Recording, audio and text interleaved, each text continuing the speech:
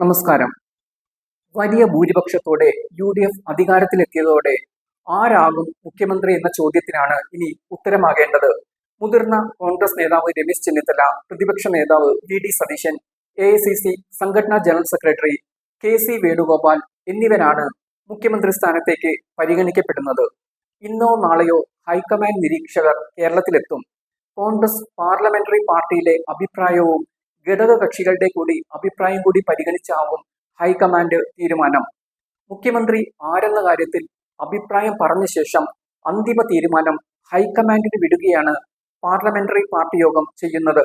മുഖ്യമന്ത്രി സ്ഥാനത്തേക്ക് ആരെന്ന തീരുമാനം ഹൈക്കമാൻഡ് പ്രഖ്യാപിക്കുമെന്നാണ് നേതാക്കൾ അറിയിച്ചതും. രമേശ് ചെന്നിത്തലയോ സതീഷിനോ അല്ലാതെ KCയെ പരിഗണിച്ചാൽ കേരളത്തിൽ നിന്നും എതിർപ്പ് ഉയർന്നു വന്നേക്കും. തിരഞ്ഞെടുപ്പ് രംഗത്ത് സജീവമായി ഉണ്ടായിരുന്നത് രമേശ് ചെന്നിത്തലയും VD സതീശനുമാണ്. ഇവർ ഇരുവരുമല്ലാതെ KC എത്തിയാൽ മുഖ്യമന്ത്രി സ്ഥാനാർത്ഥിയെ കെട്ടിയിറക്കി എന്ന പഴി ഹൈക്കമാൻഡിന് നേരിടേണ്ടി വന്നേക്കും. MP-മാർ ഒരാളും മത്സരിക്കേണ്ടതില്ല എന്ന തീരുമാനം എടുത്ത ശേഷം മുഖ്യമന്ത്രി സ്ഥാനത്തേക്ക് MP-യെ എത്തിച്ചുവെന്ന ആരോപണവും ഇതിന് ഒപ്പം ഉയരും. ഒരു കോൺഗ്രസ് MLA രാജിവെക്കേണ്ടി വരും. ഒപ്പം ആ മണ്ഡലത്തിൽ ഉപതെരഞ്ഞെടുപ്പും വരും. വേണുഗോപാൽ രാജിവെക്കുന്ന ആലപ്പുഴ MP സീറ്റിലും ഉപതെരഞ്ഞെടുപ്പ് വേണ്ടിവരും. ഇതെല്ലാം ഹൈക്കമാൻഡിന് പരിഗണിക്കേണ്ടി വരും.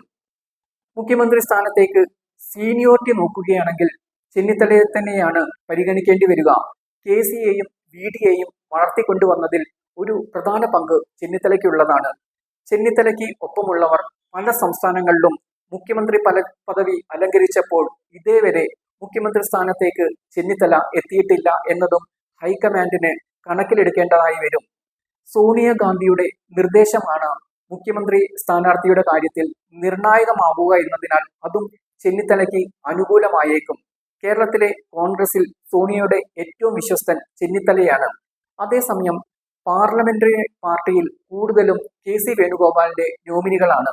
ഇവർ വേണുഗോപാലിന്റെ പേര് മുഖ്യമന്ത്രി സ്ഥാനത്തേക്ക് നിർദ്ദേശിച്ചേക്കും. ഈ രീതിയിലുള്ള കരുനീക്കങ്ങൾ KC പക്ഷം ശക്തിപ്പെടുത്തുന്നുമുണ്ട്. കോൺഗ്രസിന്റെ 63 MLA-മാരിൽ 35 പേർ KCക്ക് ഒപ്പമാണെന്നുള്ള വാർത്തകൾ പുറത്തു വന്നിട്ടുണ്ട്. A ഗ്രൂപ്പ് മുഖ്യമന്ത്രി സ്ഥാനത്തേക്ക് KCയെ തന്നെ നിർദ്ദേശിക്കാനും സാധ്യതയുണ്ട്. പ്രതിപക്ഷ നേതാവായ VD സതീശനെ എത്ര പേർ പിന്താങ്ങുമെന്ന് വ്യക്തമല്ല. എന്തായാലും ലീഗിന്റെ പിന്തുണ VD സതീശൻ ഉറപ്പുവരുത്തിയിട്ടുണ്ട്. അന്തിമ തീരുമാനം ഹൈക്കമാൻഡ് ഭാഗത്തു നിന്നും വരും.